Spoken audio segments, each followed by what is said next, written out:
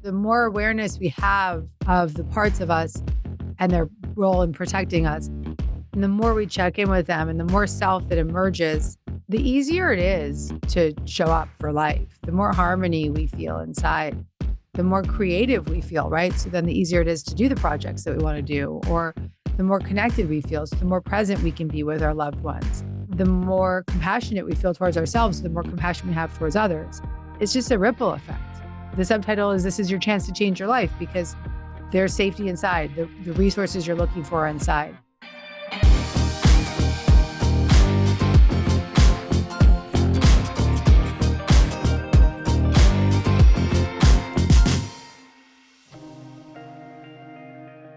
All right, Gabby, welcome back to the Earn Your Happy podcast. You're a regular on the show, and nothing makes me happier.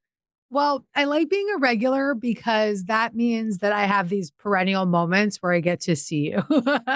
I was super excited because I wanted to tell you, I'm like, you've been coming up so much in essentially whenever I'm on stage, because so many people ask about just different points of my journey. And you are one of those clear markers in my life, kind of like what you talk about in your book. You have these people that you meet, whether it's mentors or doctors or, different friends in your life. And it's like this clear marker of when they entered, what you did and who you were on the other side. And for me, you are one of my biggest life shifters for like a 4 to 5 year, continual period. It's still happening, Gabby. It's still happening. So You know that I have you in my phone still as Lori coaching, because I coached you for a yeah, hot minute, right? Which was yes. such a privilege because you were my dream coaching client then, because it's when people are just like exploding, right? And so you're still in my phone. I kept you in there as Lori coaching. I will be Lori coaching for the rest of my life. That makes Okay, me super happy. great. I'll be here to support. Oh my God. Okay, so we're back again because you have another book. I pray that you never stop writing books, I won't. because every single book that you write it just always, I feel like it really truly does meet just about everyone where they're at some point. So, in my self-help journey and my personal journey, it's like no matter how much you grow and no matter how much you heal, when we grow and we heal, we tend to go and find bigger things that we want to do. We find, bigger goals that we want to do. And all of a sudden, all of those things can still meet us again. They just come in a completely different form. So let's talk about your new book, which I'm so excited about. Self-help. What made you write this one? Well, Lori, I think I've written all of my books for myself first, except for this one. Okay. Interesting. Yes. So this one, I had already had the gift of the book because it's based on a therapy that changed my life.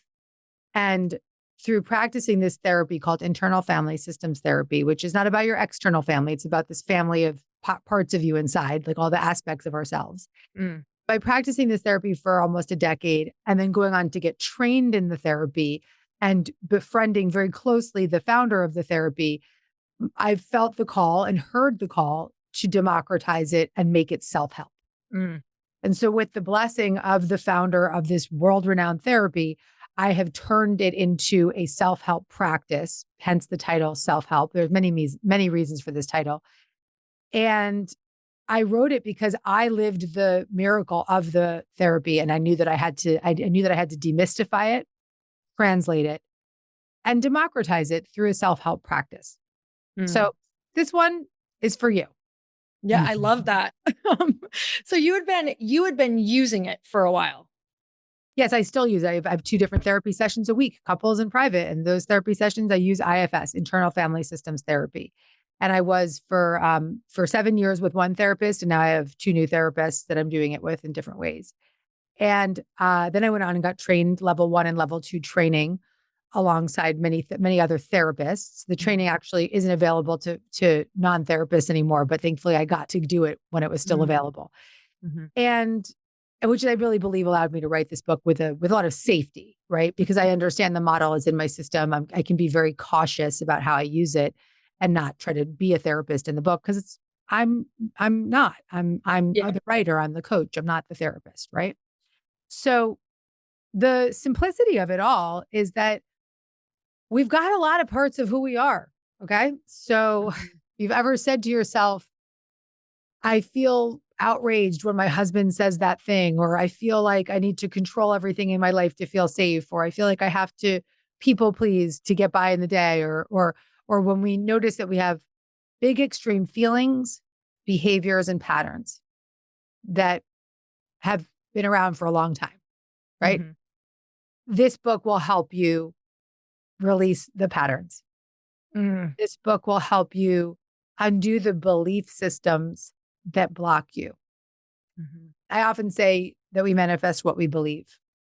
And so this is my biggest manifesting book, though it may not seem like it because it says self help on the title and it sounds like it may be more therapeutically inclined, but it's actually my biggest manifesting book because when we unburden ourselves from the beliefs that carry us, the beliefs that manifest our reality, and we start to soften those belief systems, we feel different. A new energy emerges inside of us, which is called self energy. And I'll speak about that. And as that self energy, which is really like our Buddha nature, our God nature, the spirit within us, the inspiration within us, the clarity, the creativity, connection, the flow, when that starts to emerge more because the beliefs start to soften, then we really are super attractors. So Mhm. the healing of the beliefs is the real manifesting flex. Mm. I was reading through the anxiety portion because I've been reading it. I'm like, wanted to finish it before we had this podcast.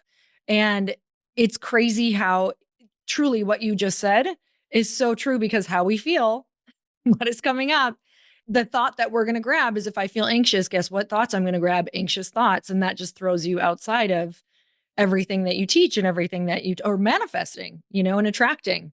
So where were you at when you like first were introduced to it? What was going on in your life that all of a sudden you were like, whoa, this is something I feel really called to? Well, I was practicing IFS for about 7 years without realizing what it was.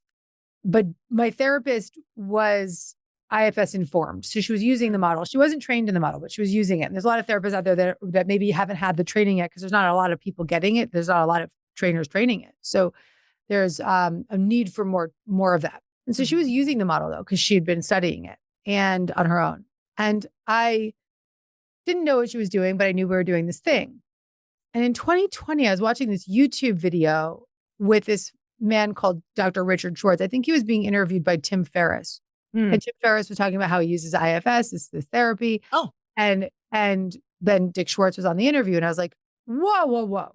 That thing that this guy is describing is what I've been doing all this time in my therapy. And it was such a aha moment of like, oh my God, that's the thing. And then in 2021, I started my own podcast. And the third person I interviewed on my podcast was Dick Schwartz because I was so blown away by because like after that, seeing that Tim Ferriss interview, I was like, okay, I got to go read every book this guy's ever written and watch every interview he's ever done. I'm obsessed with this. I need to know everything. And then it became such an obsession that I had him on my podcast. And on the podcast, we were instant friends. And I said, I have a strong psychic hit that I'm supposed to teach this. And he said, well, if you're going to do that, then I really encourage you to try to get the training. And so I applied for the training. I got into the level 1 and then I did a level 2 training. So I did that over a year. I got trained. And in that time, I got really close with Dick. Mm. And it was time for me to start to think about what I wanted to write about next. And I'd written a chapter in my book, Happy Days, which is the guided path from trauma to profound freedom and inner peace. In that book, I write about these healing modalities that would help with my trauma recovery. And I did a whole chapter about IFS in the book. That became pretty clear. That was a book I needed to write. And that's when I got that hit. Okay, this isn't a book I'm writing for myself. This is the book I'm writing for the world to help democratize this model that Dick Schwartz has put out into the world to carry this message and to make it self-help. Mhm. And with Dick's blessing, which is, he writes about it in the foreword of the book, with this beautiful blessing, I've been able to fulfill a dream of his, which is to make it self-help safely and help him carry the message of what this therapy is. And hopefully more people find the therapy they will find the therapy as a result of this book. But even if they just find the experience of the therapy through the self-help process that I've created, that's enough. That's Mhm. enough. I love this book because even though I know that you're hitting on like, really complex things, it's actually feels like you've made it really simple, which is awesome. It's kind of just like, and we'll talk about the process, but Mhm. you make this whole, process that feels like something that people can truly follow. Let's talk about that. Let's kind of start from the top of you talk about identifying your protector parts. What are they? And give us some examples of how they show up. We live day to day with lots of different patterns, beliefs, and behaviors that kind of run our lives. And so maybe if I were to ask someone, or I'll ask you right now, is there a part of you that's sort of like a little bit extreme, or part of it that creates some experiences that are undesirable? Would you Oh name it? yeah. Yeah. What would Yes. those? What might those be? Probably still my abandonment issues come up with people where I think that my friends will abandon me. So I always try to control, like I always kind of check in. Maybe, maybe I'll see someone say something and I'm like, oh my God, could that be about me? And it's just that Mm. the underlying fear, I think, which we can get to, but Yeah. I see it pop up as like anxious or questioning or wanting to like know that everything's okay all of the time. Okay. So anxiety around friendships, wanting to know everything's okay all the time, right? So that's a Mhm. protection mechanism. So if we were to look at that, we would call it a protector part for the sake of this book and for Mhm. IFS. And so that hypervigilance around, do people still like me? Am I good enough? Right. Yep. So we all have different kinds of protection mechanisms like this. I've got the controller. That's a big one for me, the controller. Or rage is a big one for me. So letting, just sort of going into rage to just exhaust feelings. And so we have these different types of protection mechanisms that are kind of always hypervigilant and always on alert. And who are these protection mechanisms, protector parts protecting? And you Mm. started to lead into it. I saw it kind of bubbling for you. Mhm. These parts of us are protecting very young experiences from our childhood. So these patterns, beliefs, and behaviors are protecting exiled parts of us, really young, traumatized parts of us. And all of us from a very young age experience trauma with a big T or trauma with a small t. And it could have been that we might have been bullied as a kid, or it could have been that we had extreme trauma like abuse. Either way, it was trauma nonetheless. And it created a feeling of fear, impermissible feelings of inadequacy, feeling unlovable, feeling terror.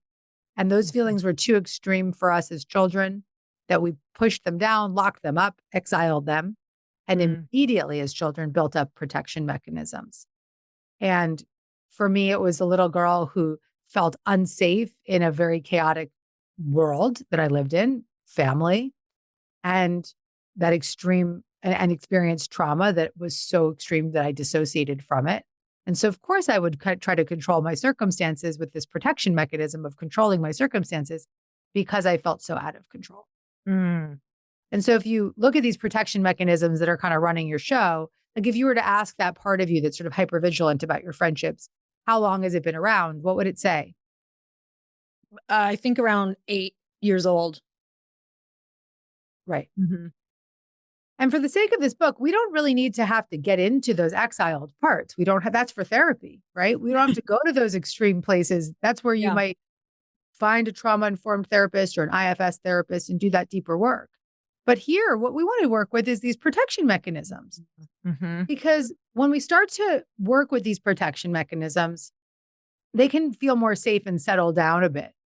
And when these patterns, behaviors, and beliefs start to settle down, a new energy emerges.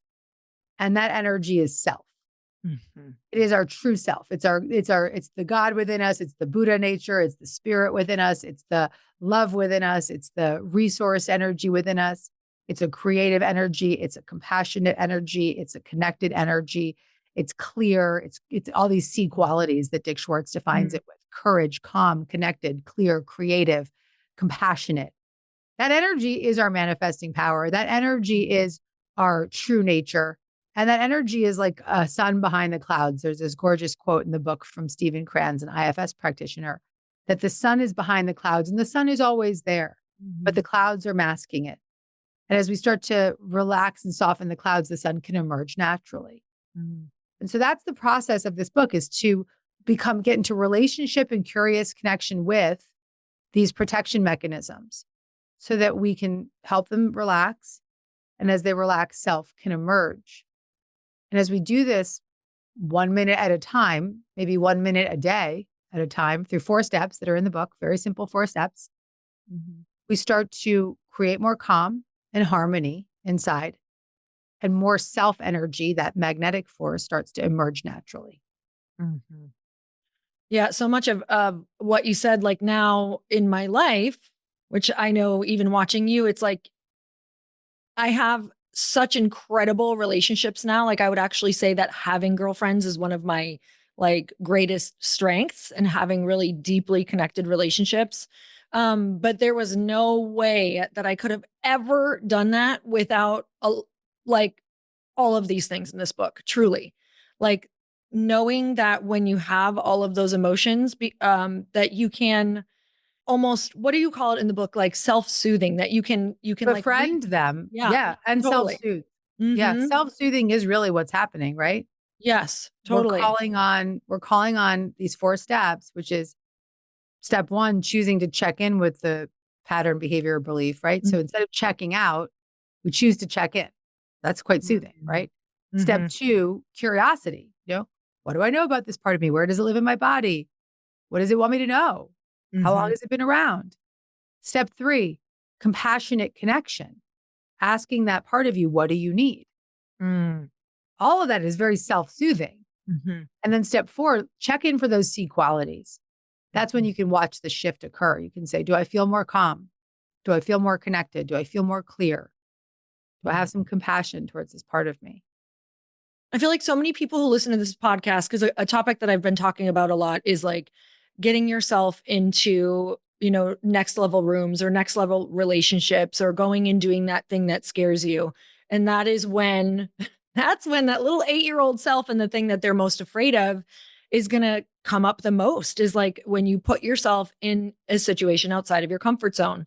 But for the sake of talking about wanting to grow those kind of next level relationships, and maybe it's a woman that I want to befriend or kind of like get in their atmosphere, but you're not feeling worthy. You're feeling, unworthy. You're feeling like I'm not good enough.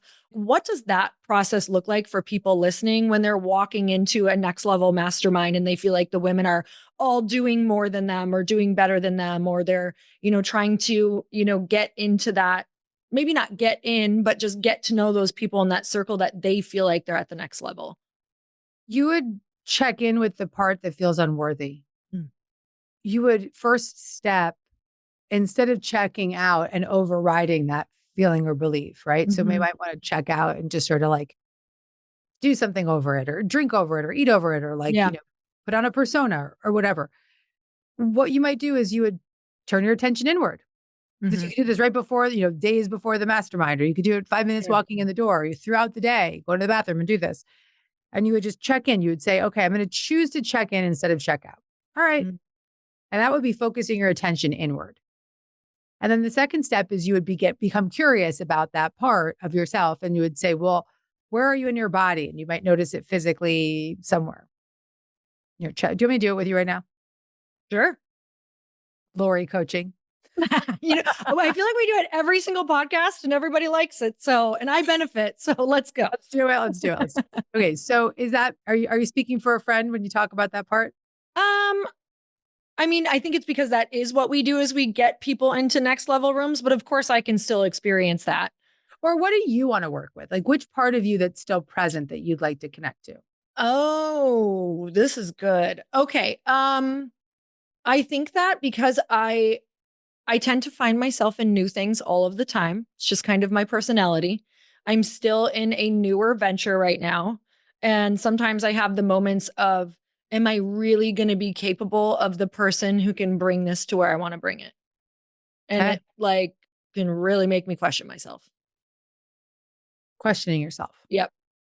Okay. So let's check in with the part that's questioning. Okay. Okay. Do you feel like you'd like to? Is that safe for you right now? Yeah, totally. Okay. So we just did the first step, which is choose to check in. Mhm. And you saying yes, totally is my sign that your part has buy-in and is like, it's safe to check in. That's Yep. the first step, is choosing to check in instead of check out and getting permission from that feeling inside that, yeah, it's okay. Look, we can do this. Okay. So that was the first step, choosing to check in and focusing your attention inward.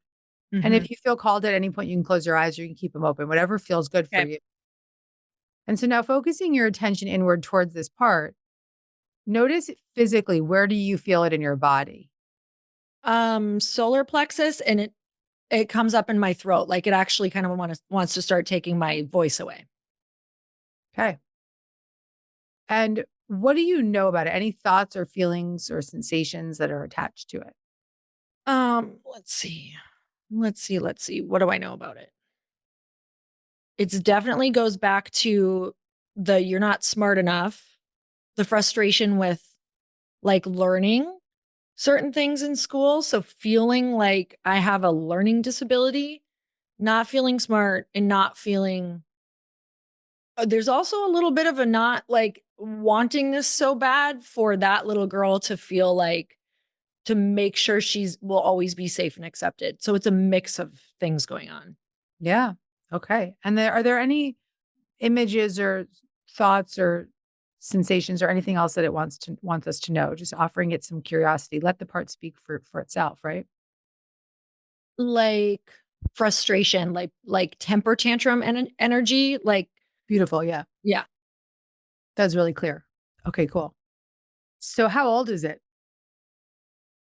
Oh man. I mean, I think it's well, honestly, like the time I can feel it the most, but I can tell it's young, but when I can feel it the most is when I started to become an entrepreneur and want to like learn things online. And it was when I was wanting to launch a program for my workout membership. And it was like sitting at the computer and feeling so dumb and frustrated and something taking me like 4 days, which took someone 20 minutes to figure out.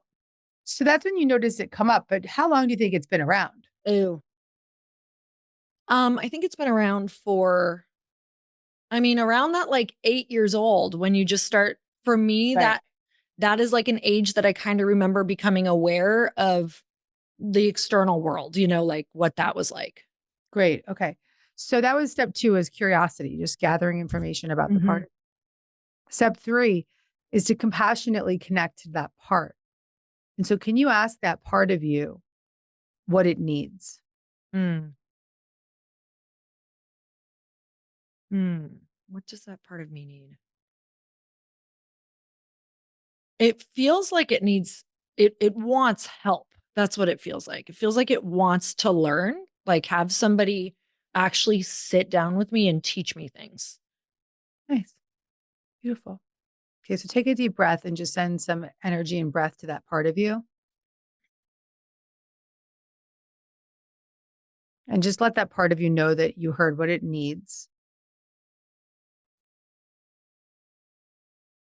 And check inside now and see how you feel. I feel better because my brain said, "Yes, that's really logical and you've been learning to do that." Like just stopping and doing this and going, "Okay, you probably feel that way because you actually don't know how to do it and you shouldn't be spending time figuring it out and someone else could help you." And Nice. also, I think now what comes up for me now just after doing so much of your work, of other people's work is like knowing that self part that I do have a self that is here for so many other reasons as well, you know?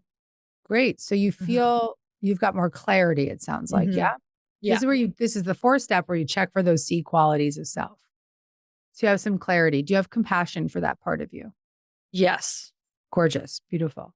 Do you feel connected to it? Too connect I still feel too connected to it sometimes. But you Unless I feel like you know it's there and there's a connection to it. yeah. Great. Okay. Do you feel like you have a little bit more confidence right now? Mhm. Yes. Any courage coming forward? Um, I think when I get clarity like that, that's when I start to feel courage, like when I There get you go. clarity in a plan. There you go. Mhm. There you go. Okay, great. Beautiful.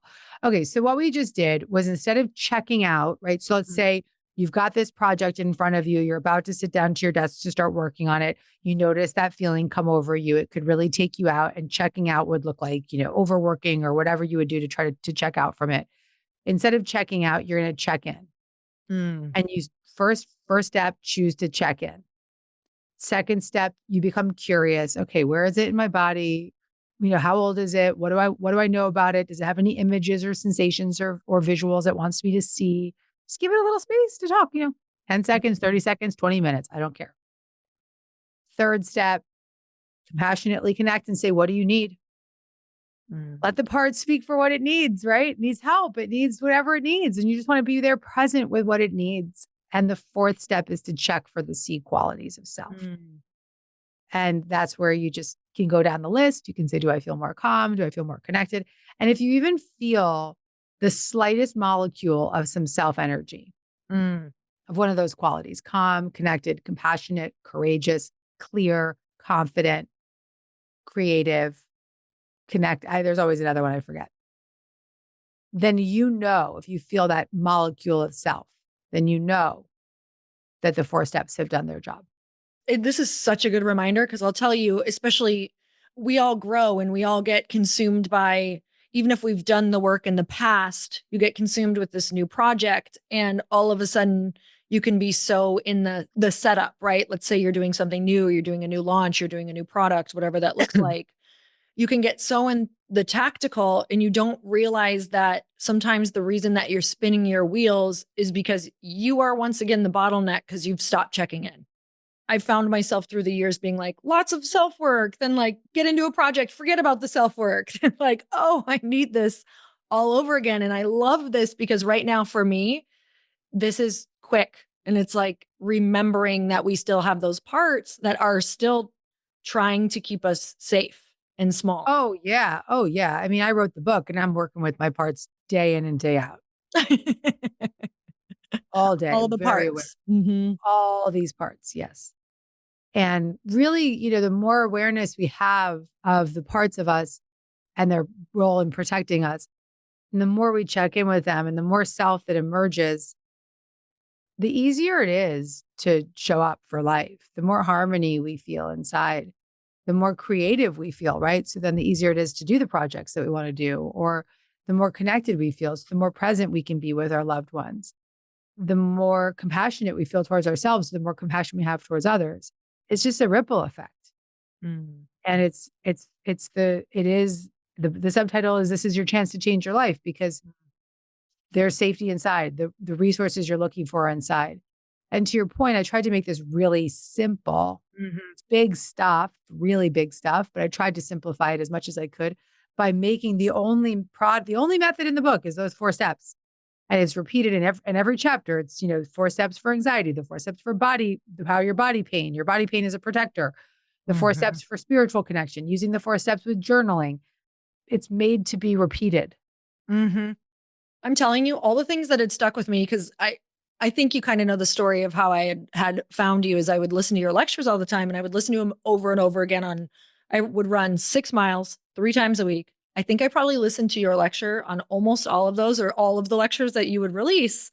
And I would just listen over and over and over to learn them, because you were giving these super simple tools that were changing my life. And on the run, I would like practice them, because what thoughts do you have on the run? I hate this. This is hard. I'm so busy. I don't like myself. I'm not doing all the things. I shouldn't be on this run. I should be doing something else. And it was like, wow, look at this perfect practice ground of 6 miles of all of this chatter of when you really listen to what your brain says in 6 miles, it's pretty shocking.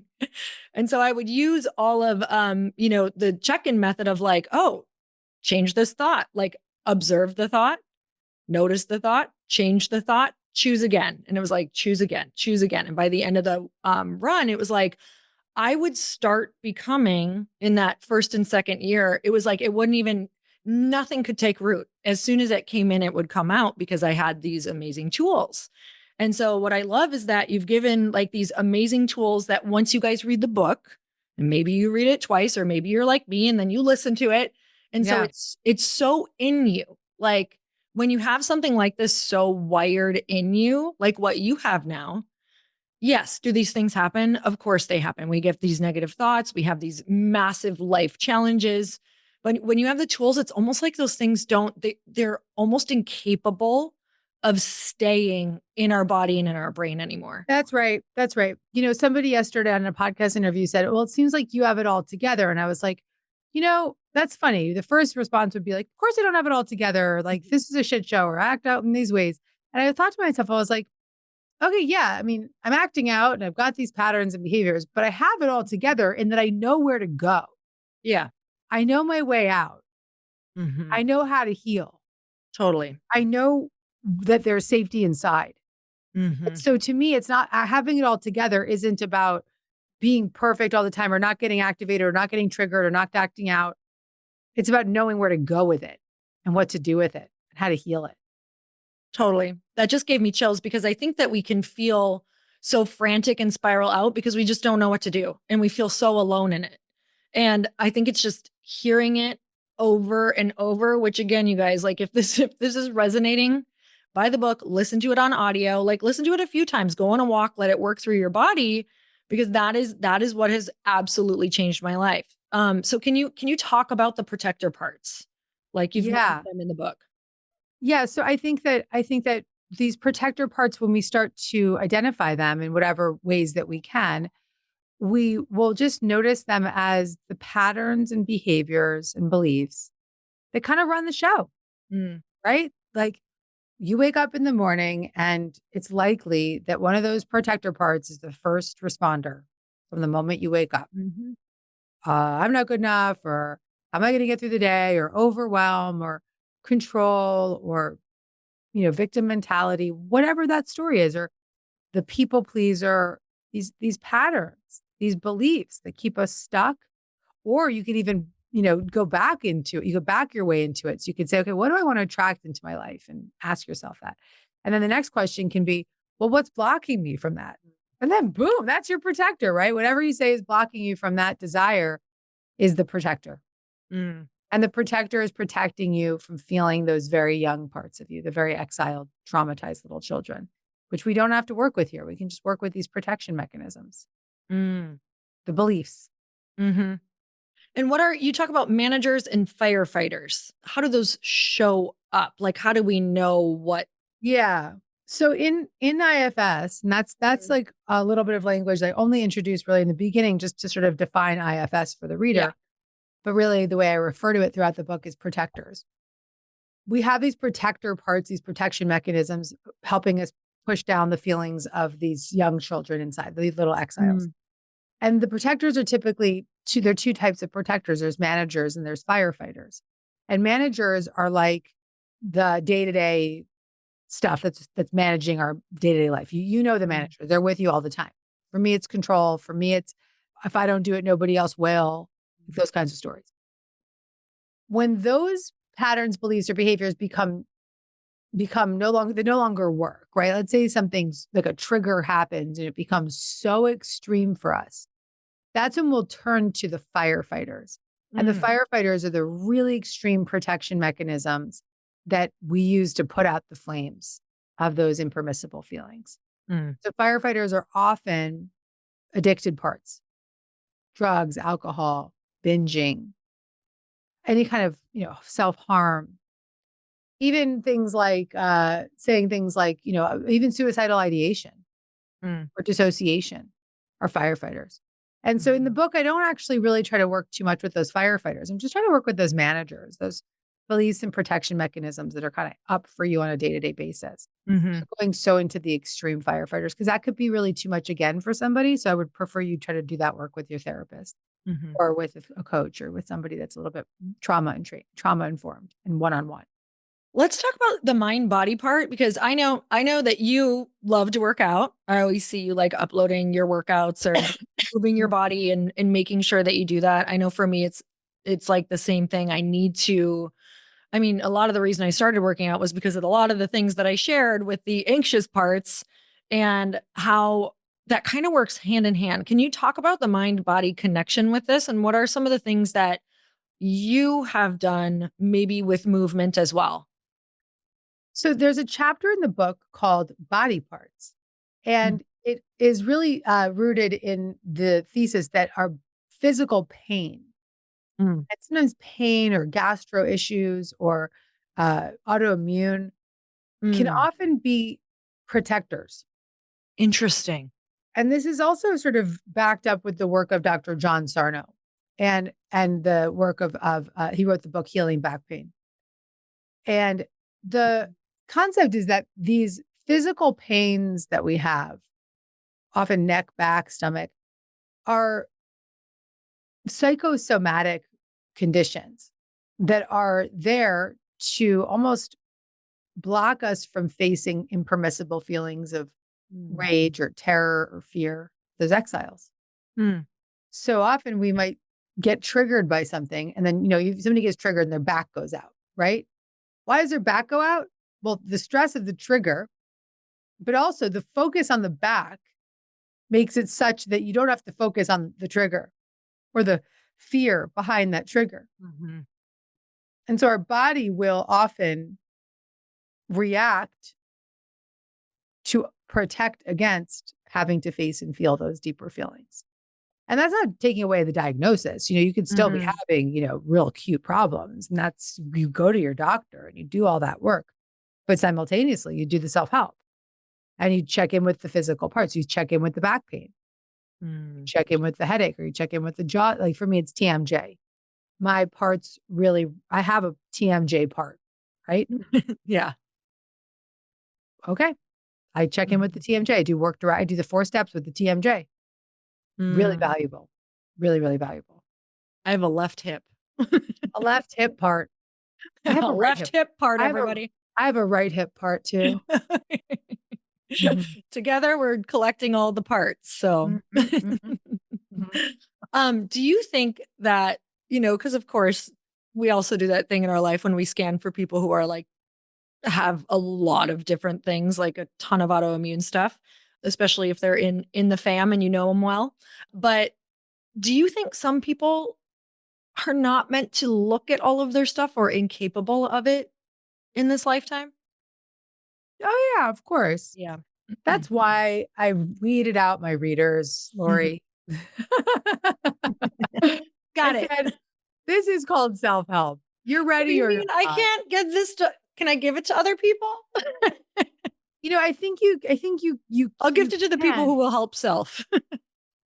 You can give it, you can gift it, but I would say gift it and just say to the person, "Read this when you need this." Mm, that's really good. You might think they need it right now, but they might not know that yet. Yeah. So you don't have to check in all the time, people. You can just let them read it when they Or just when they need leave it it. on the table. Exactly. Exactly. Okay, tell me about I know that for a lot of people they're in earlier phases of doing this type of work or working with you, there was a lot of self-forgiveness that I had to do because that would come up a lot. It was really easy for me to spiral around like not being able to let go of either things I've said or done or just, it feels easy to be able to, hurt yourself in that way in the beginning, which is a huge block to this. So tell me about the self forgiveness portion. Yeah, there's a whole chapter called self-forgiveness. Let me see if I can pull it up. And in this chapter, the message really is simple. If you practice these principles, self-forgiveness becomes natural. Mm, And this is something I write in the first page of the chapter. Forgiveness isn't an action we take, it's an experience we have. An experience that is available to all of us when we open our hearts to self, to help, and to set mm, us free from our protector parts. How can I possibly forgive myself? Is a phrase I've heard countless times over the years. My response is clear. All that's required is your willingness to forgive. The slightest willingness opens the door for the possibility of forgiveness to set in. And so, even just opening a book like this is sort of a message to yourself that I'm willing to forgive myself. mm, Because if you're willing to do the self-help work, then forgiveness will be bestowed upon you naturally. mm. Oh my gosh, you're bringing up a memory for me. Someone in my family was visiting me and they were having a really, really hard time around self forgiveness. And it was like blocking them from everything. Like they had felt like they had done some stuff in their life that they just couldn't get that time back. And like, the choices that they had made. And I went for a run. I listened to a podcast, I think that you did. And you said you just have to be willing. And I came home and said, I know you can't even think about forgiving yourself because that felt too far away. But like the word willing that you had said and that you had mentioned, I'll still use that word. I'm like, okay, am I willing to try this? Like just that little glimmer of, could this be a possibility in the future? And I think even just hearing yourself in your subconscious, like in your thoughts say yes, that opens a door that wasn't once opened. Willingness opens an invisible door to what's possible. Mm-hmm. Again, that's why I made the cover so big and red in self-help, because I wrote it for the willing. The willing are going to open the book. The willing are still listening to this podcast to the end. Mm. The willing, and it doesn't mean that someone's bad or good. It's just that if you're not willing, the work isn't going to work. Totally. What are you most excited about right now? Kind of with this portion of the work that you're doing. I am most excited about the systems and the clarity that I'm creating in my life so that I can be more in my creative force, back on stage, writing really spiritual books, putting out more spiritual content. I'm going to start putting my podcast out just as my live talks. And it's really beautiful because you're reinforcing it to me right now. It's my favorite. I just got so excited. Wait, I got a little misty eyed. They're my favorite. I don't know. I think you channel something totally. It's my favorite. Yeah. Well, Laura, you really helped me because hearing you multiple times in this conversation say when I would go on the run and I'd listen to the talks, go on the run, I think about like, well, when do people listen to their podcasts? Like when they're driving, when they're running. And I've just sort of had this aha moment of like, I'm not a podcaster, I'm not a influencer. Like I'm a speaker. Yeah. So I'm mainly 90% of my podcast is going to become my live talks. I'm going to just project them for you to the world. So you do that. I'll help over here. It's going to be great. Thank you. Thank you. Truly, that is my favorite. And what I love that you just said that I hope everybody got is sometimes we have to go and do those things. Like we have to go and try different modalities and we have to try the podcast, but there are going to be clear places in our life where our personality comes through the most. And when we follow those, it's like so many other parts of your life will be in flow. You're going to unlock blessings beyond your wildest dreams. You're going to help people that you never thought you were going to help. So that's something that I'm really doing this year too, is trying to follow where I am most lit up and how can I make my everyday life or things that feel really like I'm dragging myself or dull, like how can I make that more exciting? For me, it was kind of podcasting too, Gabby. It was like when I podcast with girlfriends, like live, next level. Like it's like the most fun experience and people love those podcasts. I think the most. Yeah, sure. Just a different version of me comes out. I'm like, oh, I like that girl. And that's when you're in self. Yeah. Right. So for me, I'm in self when I'm on stage. And so that self energy is what's magnified. That self begets more self. So when you're listening, when someone's listening to you on stage riffing with your girls, they're listening to you in self. That self that you're expressing is igniting self within them. They feel better in that moment. And then that has a bigger ripple effect than you stuck in an ISO booth. Right. Same for me. And somebody else, it might be totally different. Like Howard Stern's just like in his booth and that's where his self energy is explosive. Right. Or somebody's in self when they're teaching or whatever it is. But it's important to know when you're most in self and do more of that. What's that going to look like for you? Is that going to be like regular stops in places or have you thought about it? Yeah, I'm going to speak at least once a month and I'm going to turn those 2-hour talks into 3 to 4 podcasts. Amazing. That's incredible. Okay. I can't wait for that. All right. Well, I am so excited. And you guys, we can get the book at all places books are sold. Where do you want to send them? Go to Amazon bookstores, wherever you go, deargabby.com/self-help is where you can go, whatever you feel called, but support your local bookstores. I always like to say, so love that. Well, we're also going to do a book giveaway for you guys. So how we're going to do it is all you have to do, you're listening to the podcast, just go take a screenshot of the podcast and share it on your social media, tag Gabby. And what I would love for you to do is we always love to see your biggest takeaway. So just write it on there, put text on there of your biggest takeaway from the podcast talking about the book.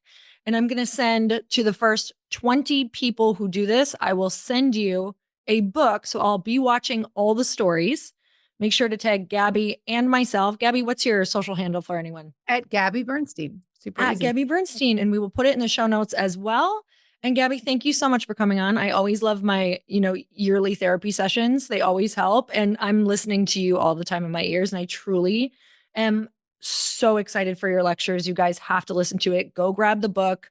Because like she said, when you Well, have the tools. come in LA. I want to There see we you go. live in LA. You got front row What we'll seat, babe. do.